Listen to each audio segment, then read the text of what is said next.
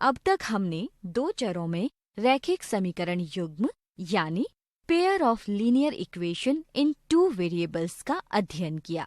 अब हम देखेंगे कि इस प्रकार के प्रश्नों को हल करते समय साधारणतः क्या गलतियां हो सकती हैं। राहुल रैखिक समीकरणों से संबंधित कुछ प्रश्नों को हल कर रहा है। आइए हम भी राहुल के साथ इन प्रश्नों के उत्तर ढूंढें। राहुल ने 70 रुपए में 9 केले और 7 सेब खरीदे। यदि एक केले की कीमत x और एक सेब की कीमत y हो तो निम्नलिखित में से कौन सा इसका सही रैखिक समीकरण है? इस प्रश्न को हल करने के लिए वीडियो को रोकें और फिर से अपने उत्तर का मिलान करें। यदि आपने पहले विकल्प को चुना है तो ये बहुत ही अच्छी कोशिश है, परंतु यह सही नहीं है। केले और सेबों की कुल कीमत 70 रुपए है, इसलिए बराबर के बाद कुल मूल्य के रूप में 70 XY नहीं आएगा। यदि आपने दूसरे विकल्प को चुना है तो ये गलत उत्तर है।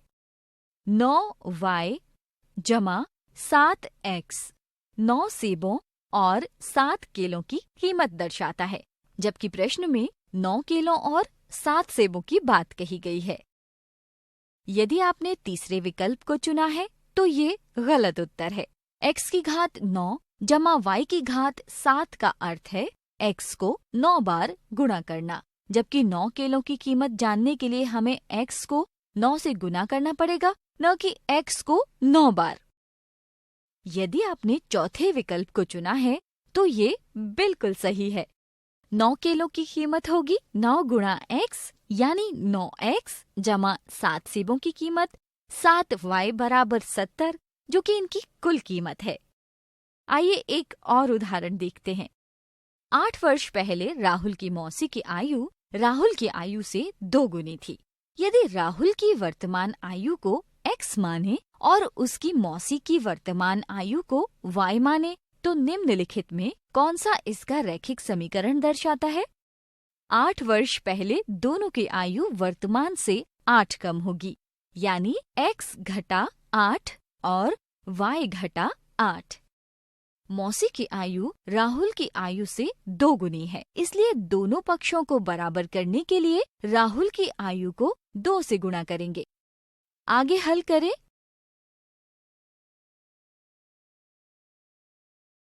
तो इससे हमें 2x घटा y बराबर 8 प्राप्त होता है। अतः आप कह सकते हैं कि चौथा विकल्प सही उत्तर है। आइए अब देखते हैं कि बाकी विकल्प क्यों और कैसे गलत हैं।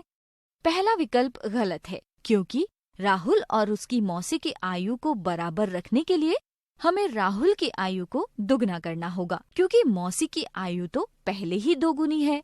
पर इस विकल्प में मौसी की आयु को और 2 गुना कर दिया, जिससे मौसी की आयु 4 गुना हो गई, इसलिए ये विकल्प गलत है। दूसरा विकल्प गलत है क्योंकि प्रश्न में दोनों की 8 वर्ष पहले की आयु की बात हो रही है, लेकिन यहाँ x जमा 8 और y जमा 8 उनकी 8 वर्ष बाद की आयु को दर्शाते हैं। तीसरा विकल्प गलत है क्योंकि यहाँ y को दाईं ओर से बाईं ओर लाने पर y ऋणात्मक हो जाएगा, जबकि यहाँ ऐसा नहीं किया गया है। अध्यापक भी कक्षा में विद्यार्थियों की सूझबूझ का परीक्षण ऐसे ही कुछ उदाहरणों की मदद से कर सकते हैं।